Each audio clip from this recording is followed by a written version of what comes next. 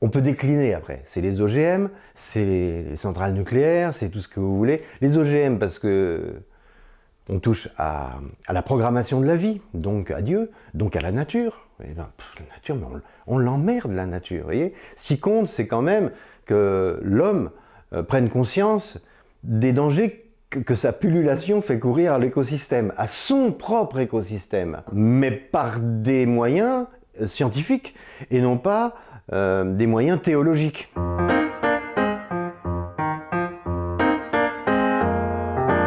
En général, le totalitarisme, quand il arrive, il a bonne conscience. Il s'appuie sur quelque chose qui fait une espèce de consensus, on appelle ça en termes savants et en jargon un paradigme, et un paradigme qui fait l'unanimité. En l'occurrence, le paradigme qui fait l'unanimité, c'est la nature. Dans notre histoire présente, elle est de nouveau idéologisée. On a besoin d'écologie, mais on n'a pas besoin de l'écologie naturaliste, on a besoin d'une écologie scientifique.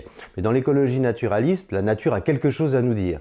Elle est un exemple de vie à suivre, il en découle une morale. Or, personne n'a jamais compris que, enfin, si on observe la nature, elle n'a pas de sens, elle n'a rien à nous dire, et c'est certainement pas un référent pour penser les lois et la morale.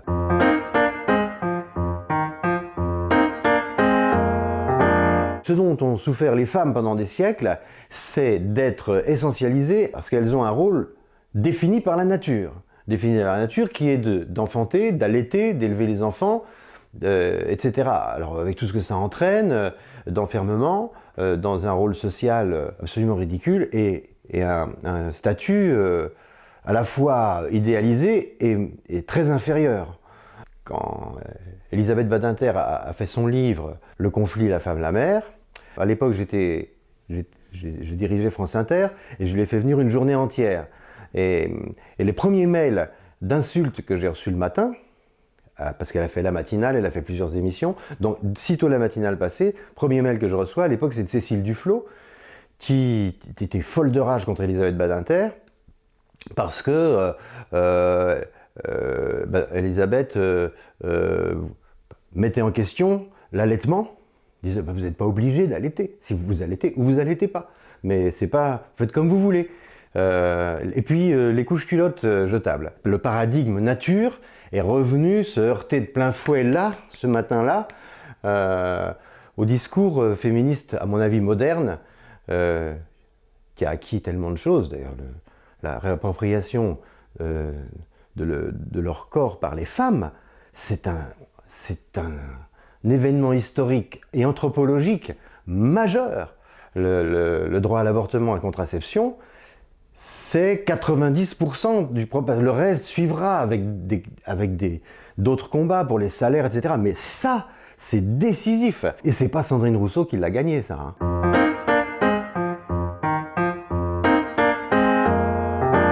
Je pense qu'après la Seconde Guerre mondiale, pendant 30-40 ans, la mémoire de la guerre a servi de culture démocratique.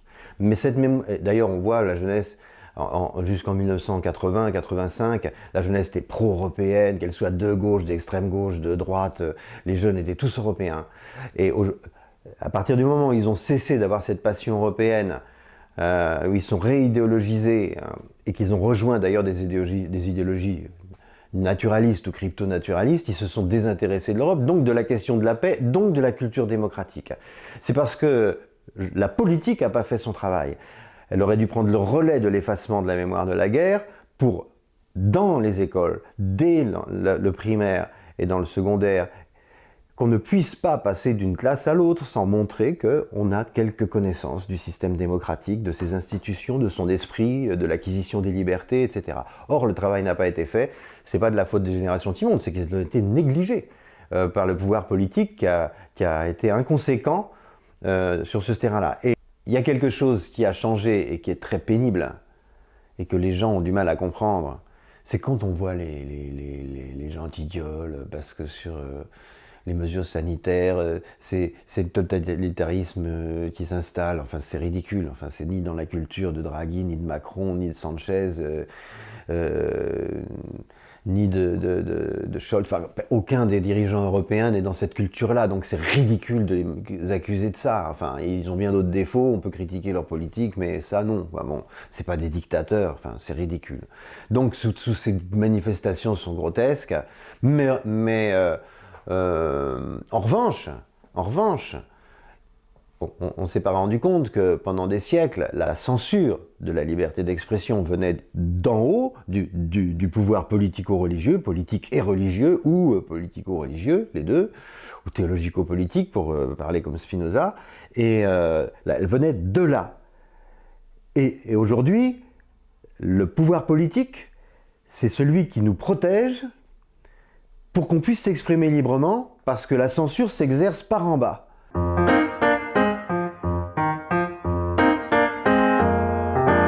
Il y a quelque chose qui travaille tout le temps, tout le temps dans cette civilisation, dans cette culture en tous les cas, c'est la question de l'autre, de la réalité de l'autre, la réalité sensible de l'autre. Et qu'est-ce que je fais? Quelle est la règle de droit qui doit me rappeler sans cesse que l'autre est un être réel et susceptible de joie et de grande souffrance aussi, et que je dois respecter ça pour que ça ne soit pas la guerre de tous contre tous. C'est une réflexion qui parcourt sans arrêt, qu'on trouve au Moyen-Âge, qu'on trouve chez les grands penseurs politiques du XVIe siècle, qu'on trouve chez Molière, qu'on trouve, voilà, bon, chez Shakespeare évidemment, tout Montaigne, c'est ça. Les chrétiens aussi se posent cette question, les juifs se posent cette question. Donc, faire apparaître la réalité de l'autre, c'est un souci constant. Et c'est ce qui a abouti, en gros quand même, aux institutions démocratiques. Mais pour la première fois dans notre histoire, il y a un outil industriel hallucinant, planétaire, auquel 4 milliards de personnes adhèrent, peut-être plus maintenant, c'est les réseaux sociaux.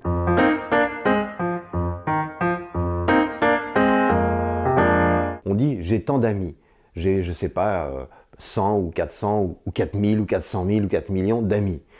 Bon, évidemment, ce ne sont pas des amis. Ça veut dire que ça n'a aucune réalité. Quand on pense à comment Montaigne définit l'amitié ou décrit l'amitié, on est à des années-lumière de ce qu'est l'amitié. De Montaigne, l'amitié sur Facebook, vous voyez ça. Strictement, c'est une déréalisation de l'autre. Par exemple, dans le procès de Mila, que défendait Richard Malka, il interrogeait les accusés et ces jeunes gens qui avaient menacé de mort, de viol, de décapitation, de tout ce qu'on veut, Mila, arrivait à la barre et disait je savais pas que c'était grave, et je suis sûr qu'ils sont sincères, ils savent pas que c'est grave. Il y a deux écrans entre une personne et l'autre. C'est parfaitement adapté aux terroristes qui s'en servent. On l'a vu dans l'assassinat de Samuel Paty, mais dans bien d'autres affaires, évidemment, même si ce n'est pas des réseaux sociaux accessibles aux tout venants, mais qu'il faut craquer parce que c'est sur le dark. Mais ça marche très très bien, et ça va très bien avec, parce que un terroriste qui balaye une rafale de mitraillette une terrasse de café, il balaye pas des gens, c'est des êtres abstraits qui tuent. Et donc l'abstraction de l'autre, ça débouche sur une violence qu'on ne mesure pas. On l'a vu avec l'affaire Mila, on le voit avec les affaires de terrorisme, et on le verra de plus en plus. Même les gens, vous voyez, qui attaquent les permanences, ils n'ont aucune conscience de ce qu'ils font. Enfin, ici, ils ont l'impression de mener un combat, mais ils n'ont pas conscience de la réalité de ce qu'ils font. Et cette déréalisation de l'être humain est sans doute ce qui menace le plus la démocratie et à terme, vraisemblablement, la paix civile. Je pense que c'est une catastrophe anthropologique.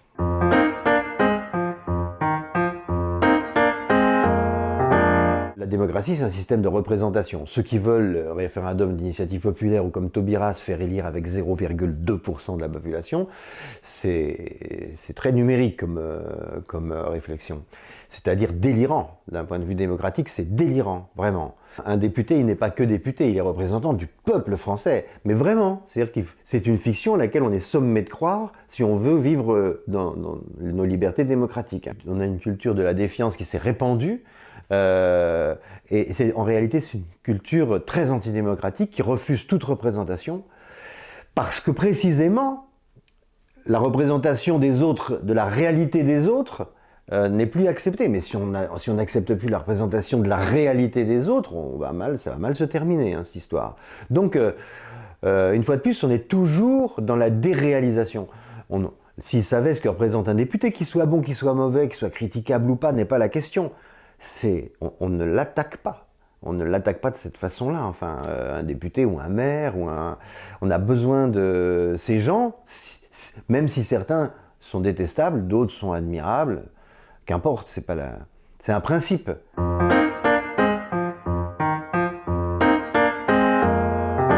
Les gens qui, comme moi, comme Valls ou comme disent ces choses simples et demandent un respect absolument ferme de la laïcité, se font traiter par l'extrême gauche et par le woke et par tous ces trucs de fascistes ou d'extrême droite.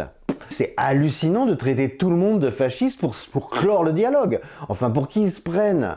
Ils sont 3%. Et tout ce qui n'est pas eux, c'est facho. Non mais attends, mais une fois de plus, ils n'ont d'existence médiatique et de pouvoir, parce que quand on lit certains journaux importants, on voit à quel point ils sont influencés par cette idéologie représentée par des minorités. S'il n'y avait pas les réseaux sociaux, ils n'y arriveraient pas. C'est le moyen de terreur qu'ils opèrent sur certaines marques, sur des grandes entreprises de radio et de télévision et de presse, et des marques industrielles, donc, n'existerait pas s'il n'y avait pas les réseaux sociaux. On se souvient de l'affaire d'Evian ou d'autres, voilà.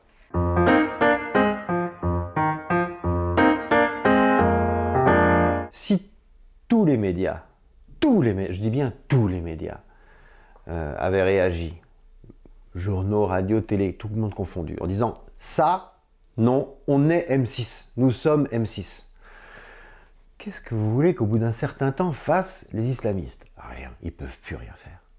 Il y a un combat culturel qui va se gagner aussi. La Radio France a fait un communiqué, de solidarité avec l'équipe d'M6. Il y a 15 ans, il ne l'aurait pas fait. Hein. Enfin, moi, je le sais parce que c'était moi qui étais sur la sellette à ce moment-là. Donc, en 2006-2007, j'ai pas eu droit à un communiqué. Hein. Bon, voilà. Donc les choses ont changé. On a quand même gagné du terrain. Néanmoins, vous voyez, bon, il y a certains grands journaux ont mis 9 jours pour parler du problème que rencontre l'équipe d'M6 et le Témoin. Mais c'est beaucoup. Mais enfin, c'est mieux que 10 ans. Nous, il a fallu 10-15 ans, plus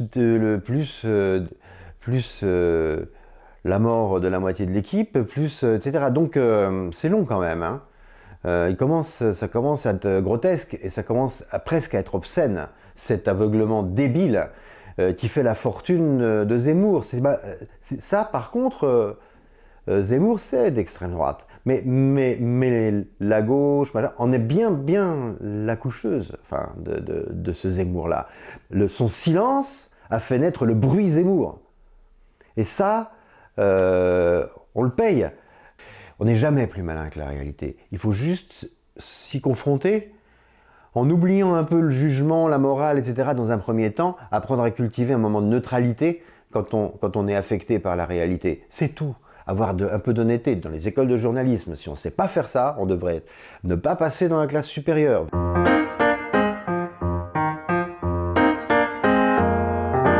La République traite plutôt bien leurs cas, les cas comme les nôtres. C'est même, elle est soucieuse vraiment. J'ai été moi-même étonné. Hein. Ça fait 15 ans parce que je suis sous protection. J'ai pas été lâché, quoi. c'est plutôt réconfortant. Hein. Et voilà, j'ai trouvé qu'il y avait des services de qualité.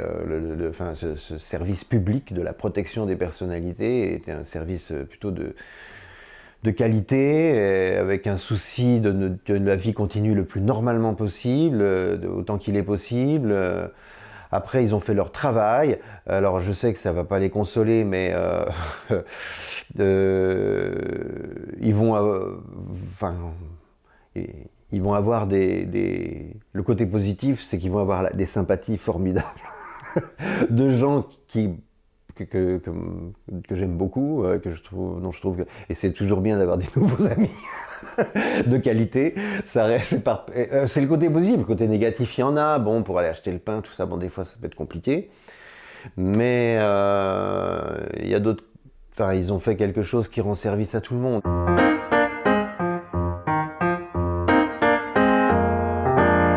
Parfois, les gens, ils vous disent ah, vraiment, vous êtes courageux, je vais vous serrer la main, je vous admire, quel courage.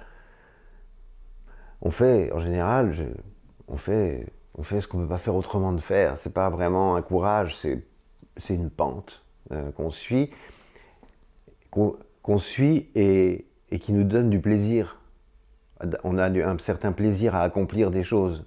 Donc, sinon on ne les ferait pas. La réalité, c'est qu'on ne les ferait pas. Bon. Et j'avais écrit un texte là-dessus, et à l'époque, Lucie Aubrac et Raymond Aubrac avaient lu le texte, et beaucoup, enfin bref, et on s'était rencontrés, on a fait des entretiens, on a fait des trucs, et il disait ça, Aubrac, il disait, et Lucie aussi, elle disait, mais on était heureux, c'était notre jeunesse, c'était intense, c'est pas moins héroïque d'être heureux aussi. Moi, je déteste les causes qu'on sert comme un curé, enfin triste, les gens qui se marrent jamais. Par exemple, je vois des gens dans la campagne présidentielle comme Jadot ou je sais pas quoi, ils sont sinistres, quoi. Mais merde, la vie c'est pas ça, quoi. Si on défend une cause, ils sont en train de dire oui c'est la fin du monde. Non, ça sera pas la fin du monde. On va trouver des solutions et on va les trouver le plus joyeusement possible. La joie tragique, c'est notre lot. Mais dans la joie tragique, il y a joie. J'étais très proche de Marceline Loridan, Evans, et putain, elle a vécu le fond de l'enfer. Et elle avait cette dignité d'être une déconneuse, d'être joyeuse. Et ça, c'est le génie, quoi. Et ça, par contre, c'est le génie humain. Ça, s'il y avait un truc qui définit pour moi l'humanité, ça serait ça. Cette possibilité d'avoir conscience du tragique et d'être quand même, de garder cet émerveillement d'être en vie, quoi. Même dans les moments les plus terribles, les moments les plus bizarres de nos vies, il faut essayer de se rappeler ce truc-là, quoi. Voilà, moi, quand j'ai fait ce dictionnaire philosophique d'un monde sans Dieu, enfin, en le faisant, je me disais... si je pouvais partager avec mon lecteur ça, précisément, cette chose-là, cultiver en soi la curiosité, plus que tout, plus que le jugement, presque. Hein, la curiosité, la capacité d'étonnement, d'être étonné, ne pas être blasé du réel, il est toujours plus étonnant, et ne pas penser que derrière le réel, il y a un truc encore plus mystérieux que le réel. Il n'y a pas plus mystérieux que la réalité. Rosset, il disait un truc formidable, un philosophe qui revient plusieurs fois dans mon livre. Il disait le mystère, c'est qu'il n'y a pas de mystère. Et c'est le plus grand mystère, il n'y a pas de mystère.